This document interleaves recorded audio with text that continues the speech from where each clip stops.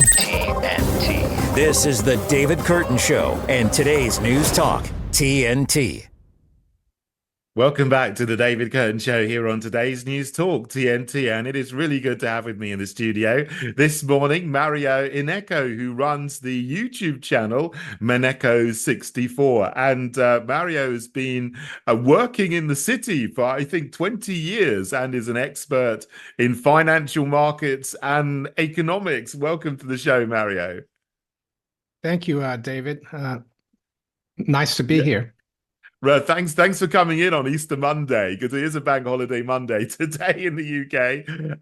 But you've written some very interesting things, and you said some very interesting things on your YouTube channel. And one recent video you did was about the UK establishment is looking to destroy the economy and impoverish you. I think that was the title of a video you did, and it was about net zero and this net zero policy. Is something we talk about a lot on the show here, but why do you think that this is so damaging?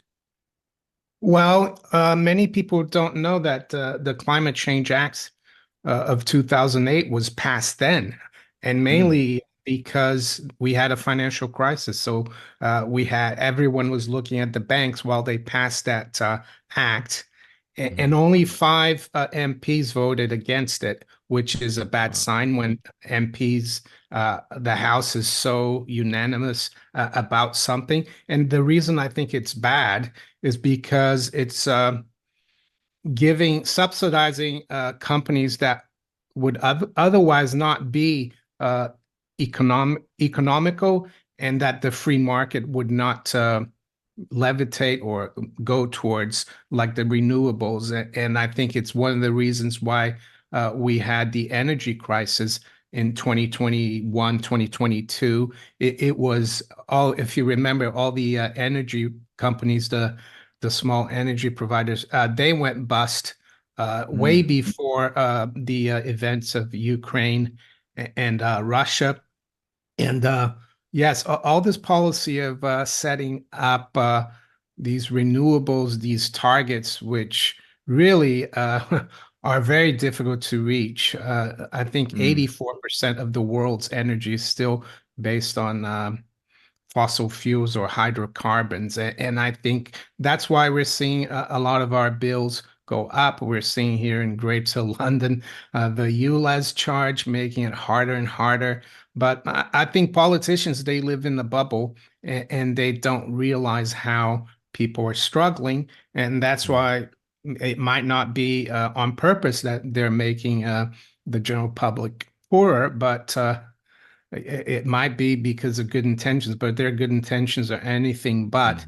And to subsidize all this new renewable energies, electric vehicles, and everything else is going to cost a lot, and they're going to put the tab on us, and they're going to subsidize these huge corporations who are in bed with this net zero agenda. Yeah, I totally agree with you. I mean, I didn't know how few MPs have voted against this. I mean, I'm aware of the Climate Change Act. I mean, I'm lead of the Heritage Party, and our policy is that we would repeal it immediately. That's one of the first things we would do, because it's a disaster, and it's the government interfering in the free market. They've said, I think originally it said that we would need to cut our carbon dioxide emissions by 80%. By 2050. And then Theresa May came along later on, and she introduced a statutory instrument in 2018 saying that, no, it won't be 80%. Now we need to go to 100% reduction in carbon dioxide emissions. So this is where the net zero policy came in. And they want to do this by 2035 or something. You know, they brought the date forward. I mean, it is, blatant interfering in the free market, and from the Conservative Party in government that is supposed to be for the free market. I mean, this doesn't make sense to me. No, and I learned about the Climate Change Act only 2 years ago, because I interviewed Lord Lilly, or Peter Lilly, who was one of the MPs who voted against the Climate Change Act. And he told me that it's financing companies that are not really, they're loss leaders. And Theresa May, she was the one who set price caps for these energy companies. And when we saw natural gas in 2002 go through the roof, these companies they couldn't hedge. They didn't hedge, and they couldn't raise their prices for the consumers, so they went bust. And a lot of companies that were still operating, they had to take all the customers and pass on the cost to their existing customers. Yeah, and the reason I spoke about this, it was yesterday. I did my Sunday live stream about the topic that you mentioned in the beginning, was because I saw an article in the Telegraph saying that the Tories are saying that Labor would accelerate the net zero. Because now Sunak has pushed it to 2035. And I think it's all theater. They're both it doesn't really matter what party, unfortunately, is in power.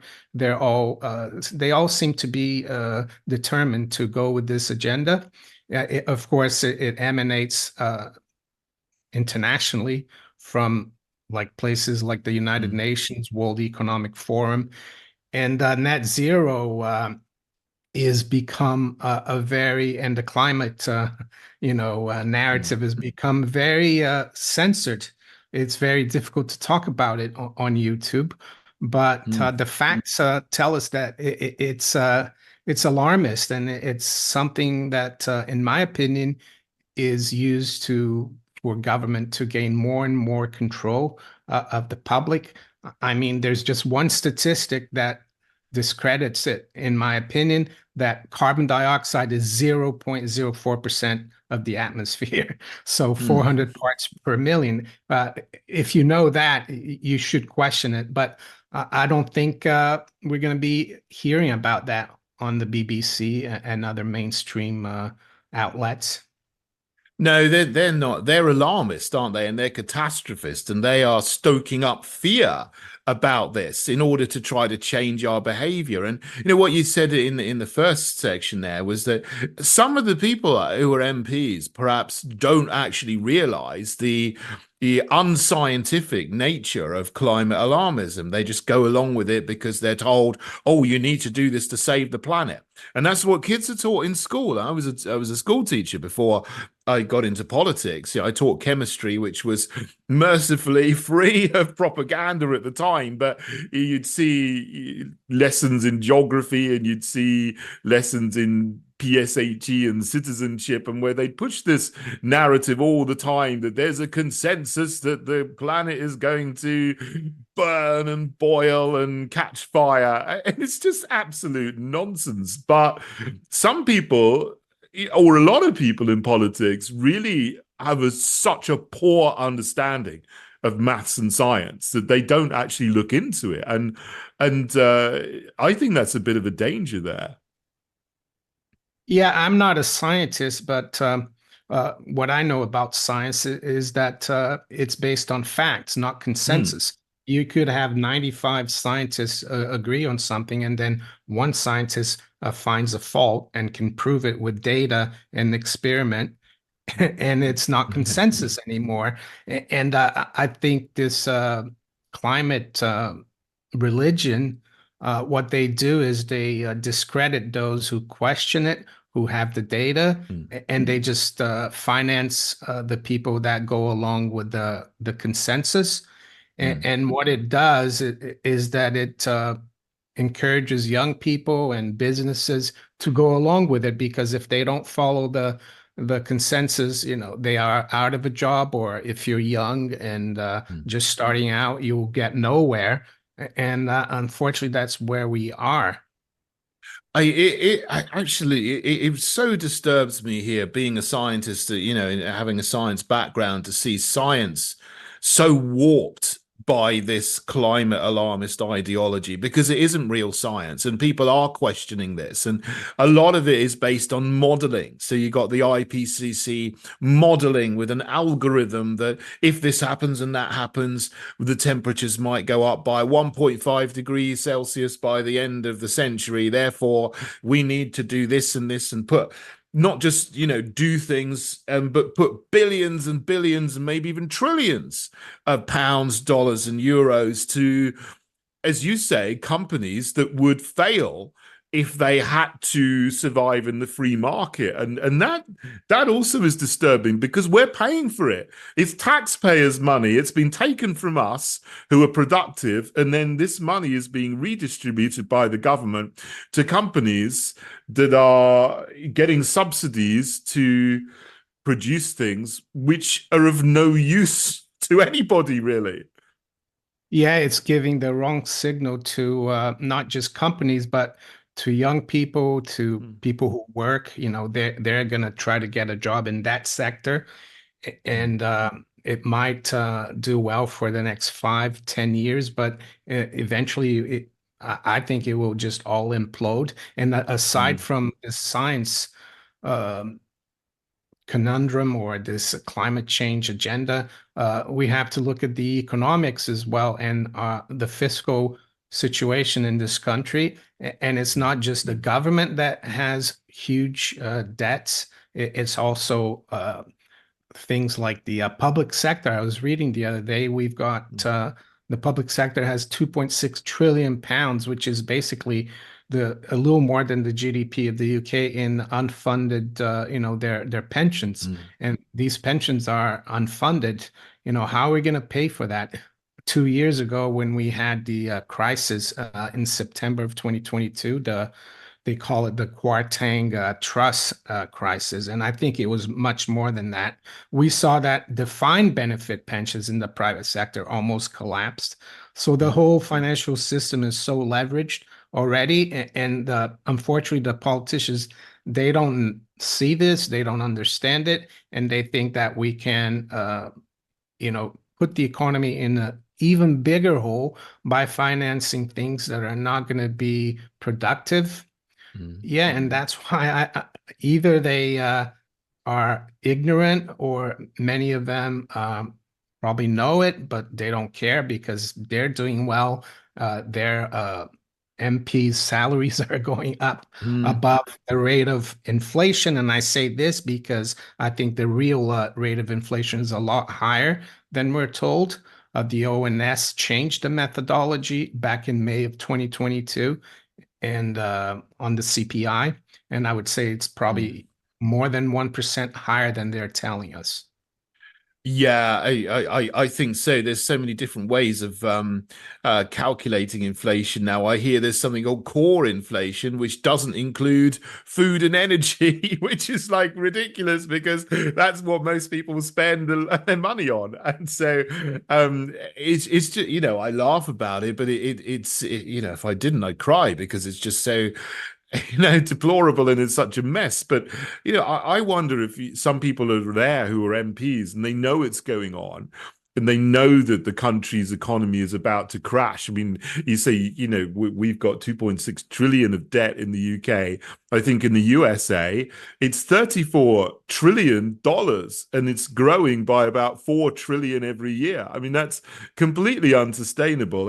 And some people are just gouging out what they can before the end comes. But I mean, to me, it's just the parties you've got are their idea, their policy on economics is they'll spend more and then borrow more and then they'll tax more today and tomorrow. When what they actually need to do is spend less and not give money to these companies that are not going to survive in the free market. Yeah, it's almost like back in the 20s and 30s, that Italian leader, he Mm, devised a system where the government and the corporations work together, and that's what we're seeing. And like you said, the tax burden is huge. It's the biggest in 70 years. And the more we do this, the more we hurt the small businesses. I mean, Germany, for example, their economy boomed after World War II because of the small businesses. Small mm, businesses really help. But unfortunately, this globalist World Economic Forum agenda is to destroy the small businesses and have a mm, few monopolies running everything. And I think that's the way we're headed, unfortunately, unless there's a total currency collapse, not just of the dollar and the pound, and these people can't finance these silly projects anymore. As you talk a lot about gold and silver as well, and that's very interesting. Do you think that they could make a comeback as a currency that we use, that then people wouldn't be able to create their own debt out of nothing? That's right. I mean, this is one of the things I cover most on my channel. I started buying gold back in '02, and I learned all about the history of gold and silver, of money. And if you go back from the end of the Napoleonic Wars until 1914, this country was on a gold standard.